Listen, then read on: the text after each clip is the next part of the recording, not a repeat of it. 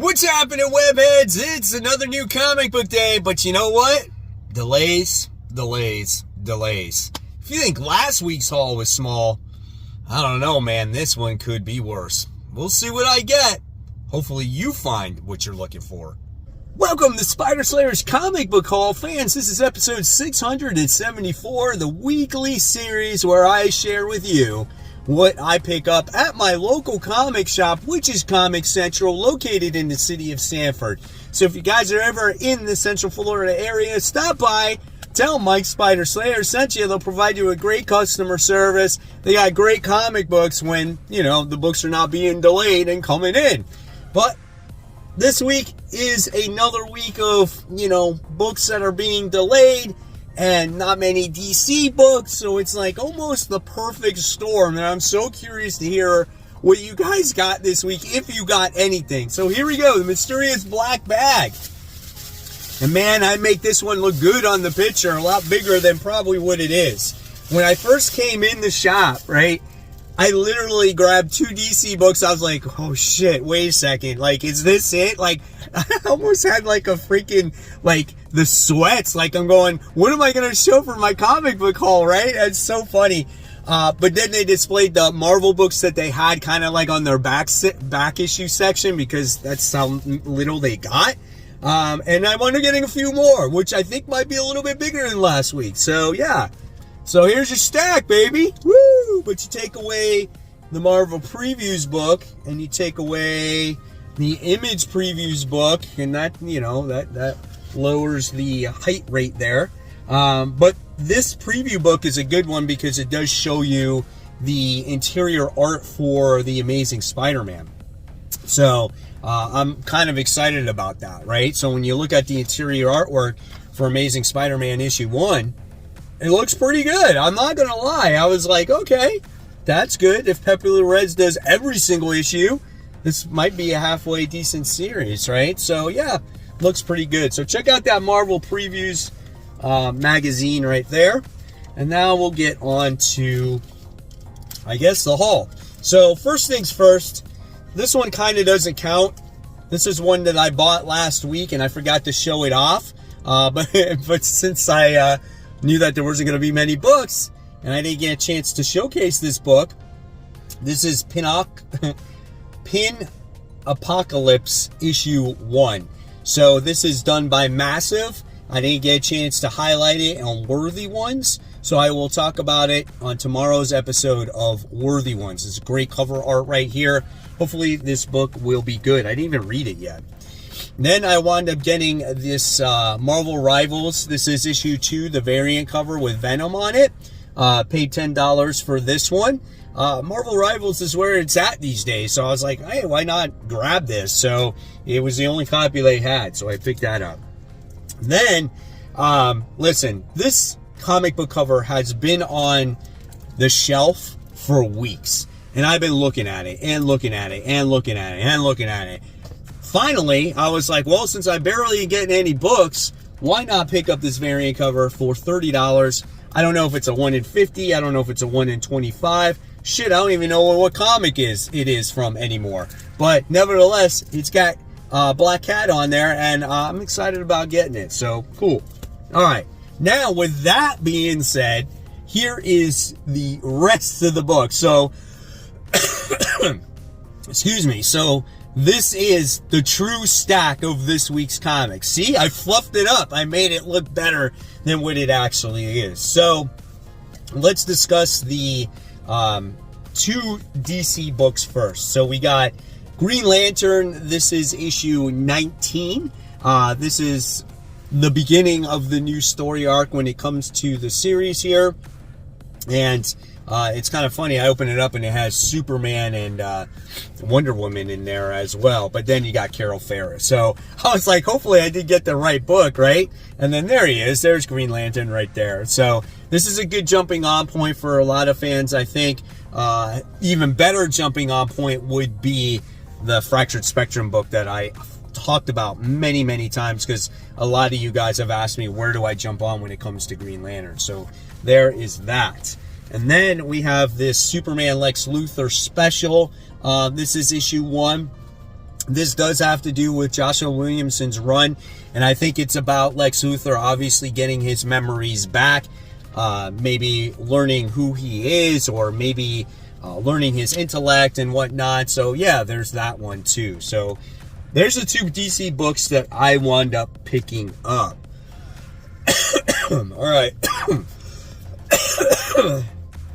Excuse me, still dealing with the cough.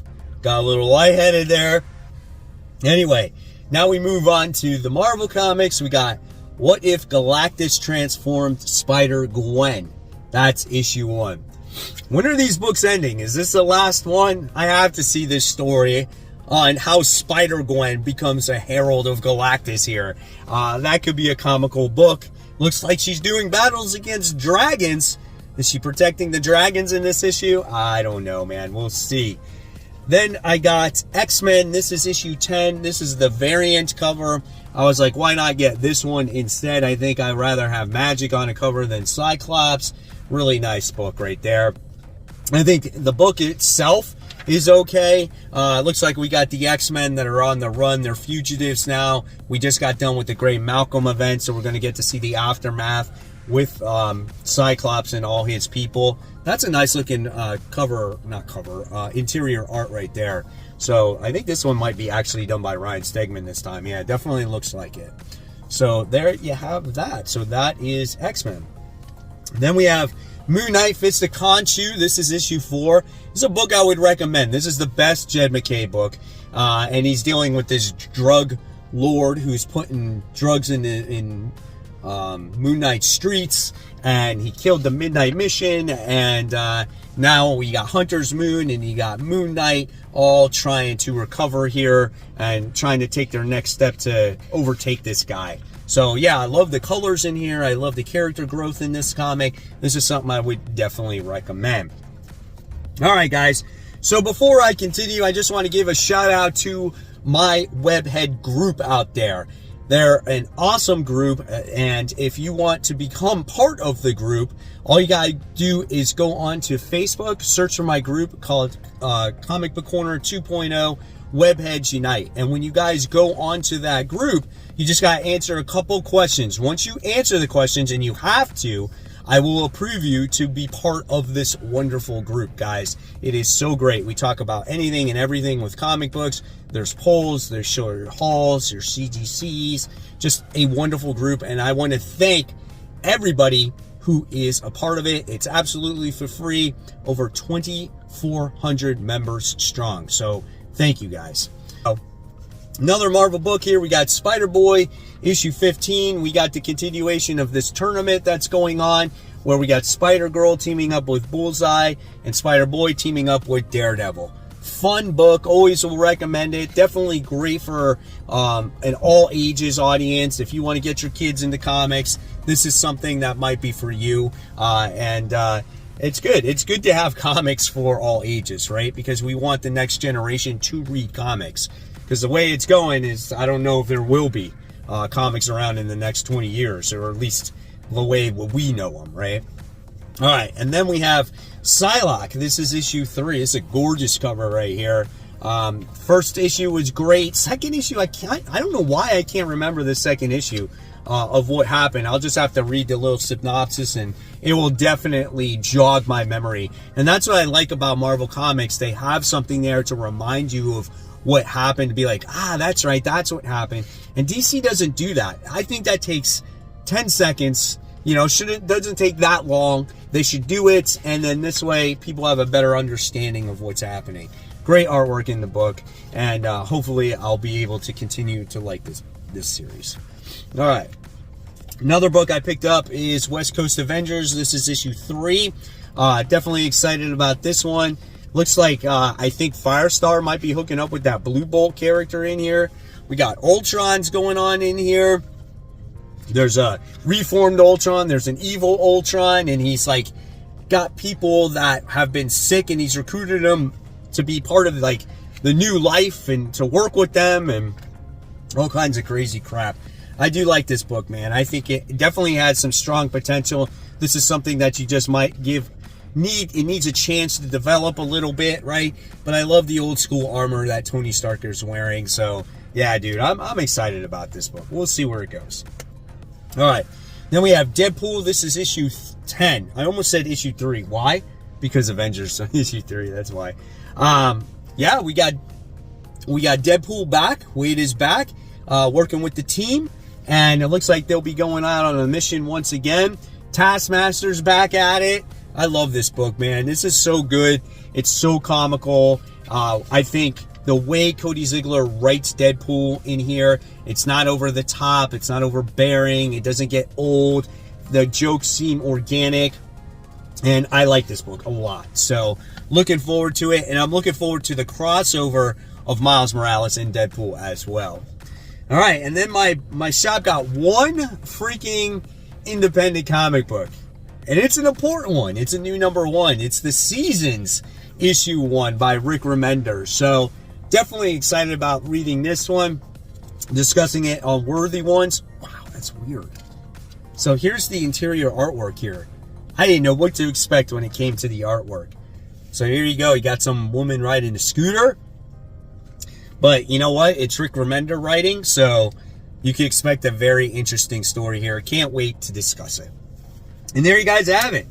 There is the haul for the week. Unfortunately, I think at this point in time, I'm going to discontinue the smelliest comic of the week.